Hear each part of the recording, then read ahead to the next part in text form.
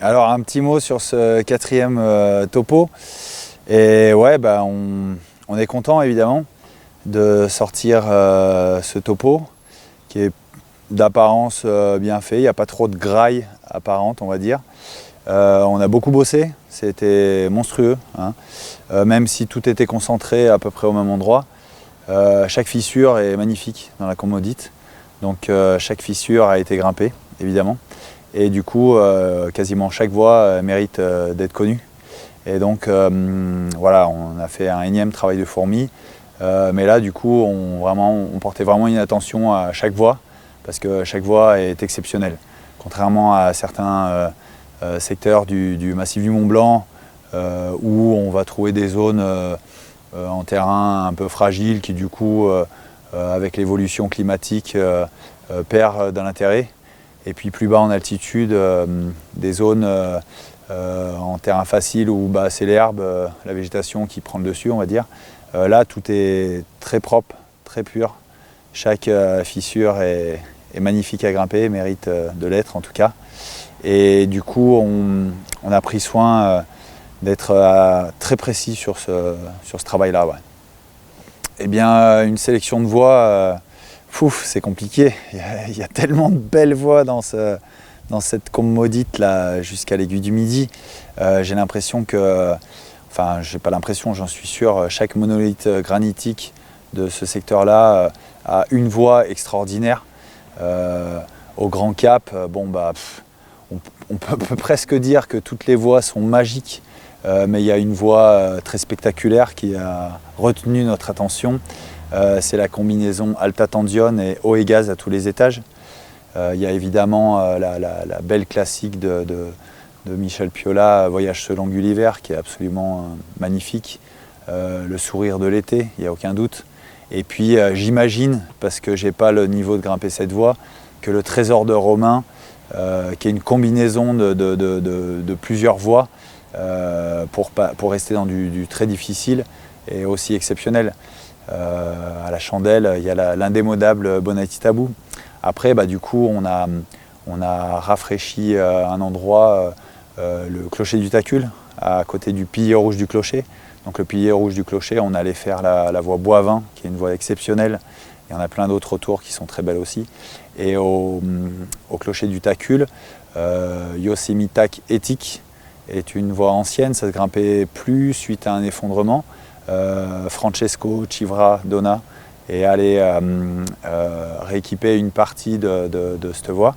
Et puis on est retourné pour faire l'intégralité de Yosemite Éthique, c'est magnifique. Fissurissime à gauche, c'est absolument exceptionnel, il ne faut pas rater ça. Et puis voilà, j'en passe et des meilleurs. Chaque monolithe a sa petite perle, il n'y a aucun doute là-dessus. Ouais. Et on est trois co-auteurs, hein, et du coup on va sur le terrain au mieux. François et Julien font de leur mieux.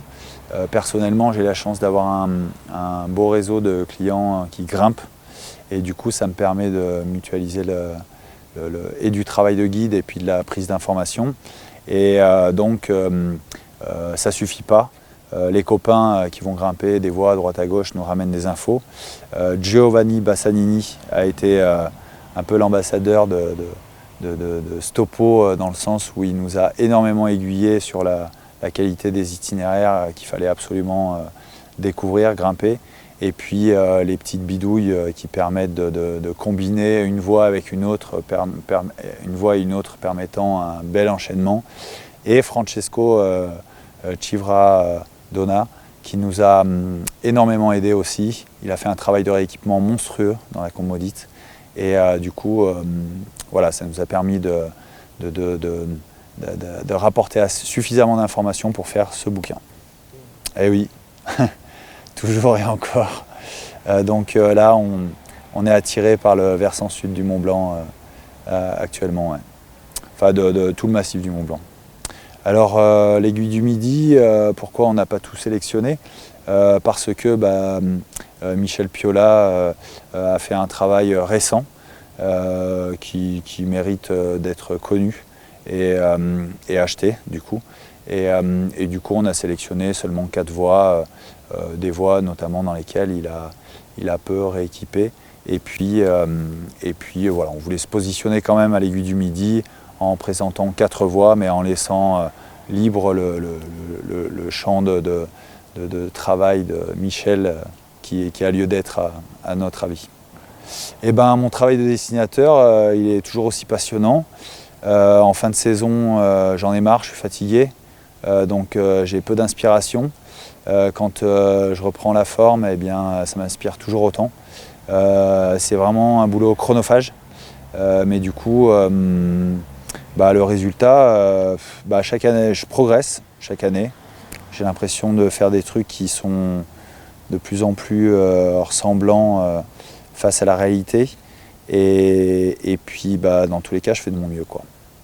Ouais, alors ce qui est le plus efficace, c'est quand je grimpe la voie et que je dessine déjà dans la voie. En gros, quand j'assure au relais, le second, le leader, ça serait un peu merdique pour lui. Mais quand j'assure le second, je dessine rapidement ce que je viens de grimper. Et c'est là vraiment que je suis le plus efficace et que j'arrive à reporter au propre le plus facilement le travail. Quand ça vient des autres collègues, suivant la précaution qu'ils prennent, la précision qu'ils ont dans leur dessin, c'est plus ou moins facile pour moi. Et si on n'a pas grimpé la voie, et bien on parle d'un itinéraire connu à cet endroit-là, bon, souvent si on ne l'a pas grimpé, c'est qu'il n'y a pas un intérêt majeur. Si c'est le cas, on prend soin de consulter des personnes qui l'ont grimpé et eux, à leur tour, nous apportent un petit croquis et puis moi je le mets au propre. Je croise beaucoup les infos entre une photo, l'info venant des amis et puis les anciens topos existants pour être le plus précis. Ça, c'est pour les voies qu'on n'a pas eu la chance de grimper et qu'on lieu d'être connues.